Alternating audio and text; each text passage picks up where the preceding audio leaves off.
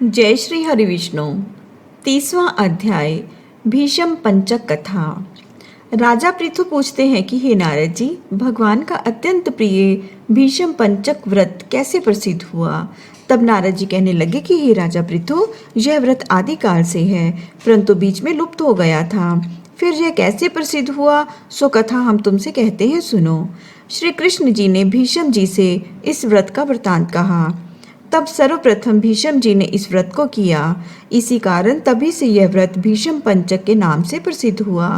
हे राजन, भगवान श्री कृष्ण जब पांडवों की ओर से दूत बनकर कौरवों को समझाने गए तो सबसे पहले वह विदुर जी के पास पहुंचे। विदुर जी ने उनका अत्यंत आदर सत्कार किया। फिर श्री कृष्ण जी भीष्म के पास गए। वहां जाकर कुशल क्षेम पूछने के बाद श्री कृष्ण जी ने अपने आने का संपूर्ण वृतांत भीष्म जी से कहा। तब भीष्म जी कहने लगे कि हे भगवान, त्रिलोकीनाथ होते हुए आप पांडवों की ओर से ही दूत बनकर क्यों आए हैं? आपका पांडवों के साथ इतना प्रेम क्यों है? तीनों लोग आपके वश में है, तब पांडवों के पास ऐसा क्या वशीकरण मंत्र है, अथवा उन्होंने ऐसा कौन सा व्रत, तप अथवा यज्ञ किया है जिसके कारण आप उनके वश में हो गए हैं? तब श्री कृष्ण जी हंसकर बोले कि हे गंगा पुत्र, यद्यपि वह अत्यंत गुप्त वार्ता है, फिर भी मैं तुमसे कहता हूँ, उन्होंने एक ऐसा व्रत किया जो मुझको अत्यंत प्रिय है, इसीलिए मैं उनके वशीभूत हूँ। अब मैं उसका वृत्तांत तुमसे कहता हूँ। पूर्व काल में उज्जैन नगरी में 5 ब्राह्मण कवि, शुचि, दृढ़ दंत और हंस नाम वाले निवास करते थे। तीनों ही वेदों को जानने वाले, रूपवान, युवावस्था को प्राप्त, गंधर्व विद्या में प्रवीण थे। वे अनेक देशों में घूमते फिरते तथा अपनी गान विद्या का प्रदर्शन करके खूब द्रव्य प्राप्त किया करते थे। एक समय वह मथुरापुरी में सुवीर नाम वाले राजा के पास आए।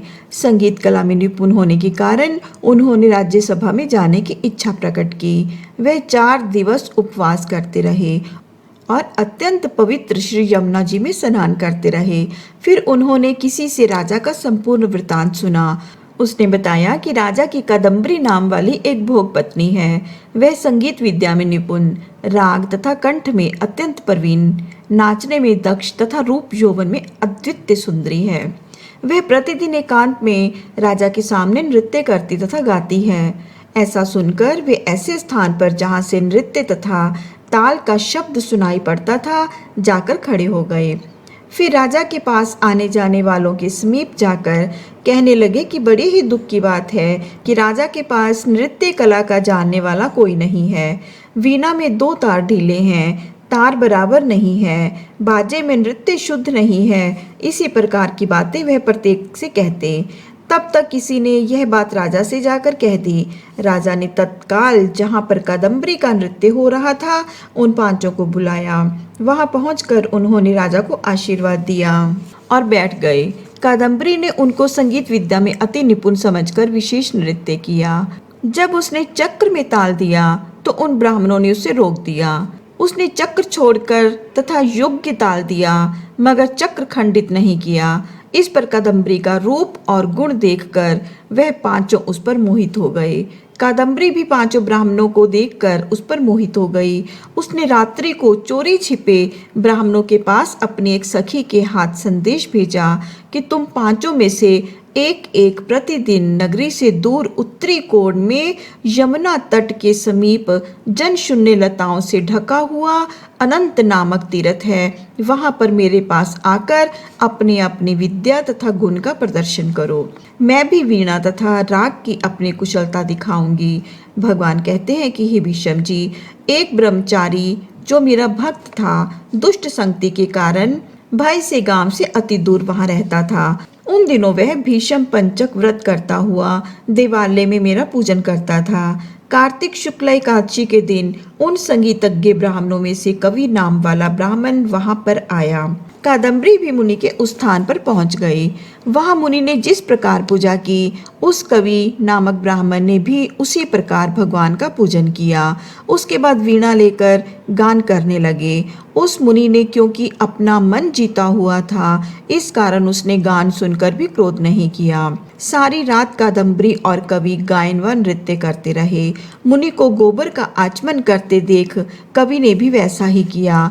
प्रातःकाल होते ही कादम्बरी राजमहल में पहुंच गए।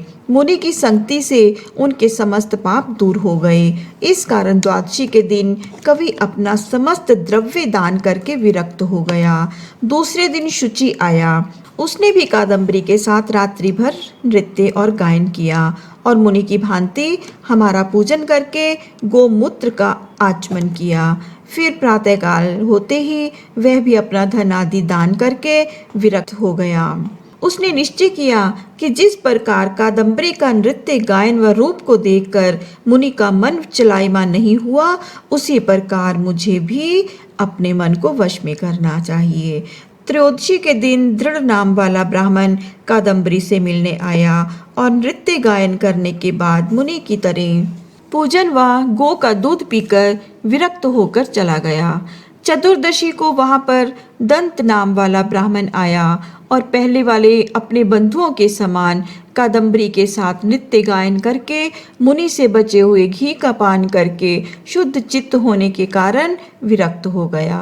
सबसे अंत में पूर्णमासी को हंस नामक ब्राह्मण ने आकर मुनि को देखकर उनको नमस्कार किया और यमुना में स्नान कर आंवले के वृक्ष के नीचे बैठकर श्राद्ध कर्म किया। भगवान कहते हैं कि हे भीष्म जी, कार्तिक के महीने में हमारा पूजन तथा दान पुण्य करने से करोड़ों यज्ञों का फल प्राप्त होता है। अतएव हंस नामक वह ब्राह्मण सत्संग पूजन तथा मुनि के बचे हुए दही का पान करके विरक्त हो गया और अपना सब धन दान करके तीर्थ यात्रा को चला गया। उधर राजा ने मंदिर में कादम्बरी के जाने का समाचार सुनकर उसे महल में बंद कर दिया, जिससे वह मंदिर में ना जा सकी। कार्तिक मास में हमारे सामने नृत्य गान करने के कारण वही कादम्बरी द्रौपदी हुई तथा हंस नाम वाला वह ब्राह्मण आंवले के वृक्ष के नीचे श्राद्ध आदि करने से युधिष्ठिर हुआ। एकादशी के जागरण के कारण कवि अर्जुन, शुचि, सहदेव, दंत, नकुल तथा दृढ़ नाम वाला पराक्रमी भीम हुआ। हे भीष्म जी, वस्तुतः इस व्रत के प्रभाव से ही मैं पांडवों की वशीभूत हूँ। अब तुम्हारे द्वारा यह पंचक व्रत किए जाने से यह तुम्हारे नाम से ही विख्यात होगा, अर्थात भीष्म पंचक व्रत कहलाएगा। इस व्रत के अंत में ब्राह्मणों को भोजन कराकर यथाशक्ति दान दक्षिणा देनी चाहिए। बोले श्री कृष्ण भगवान की जय।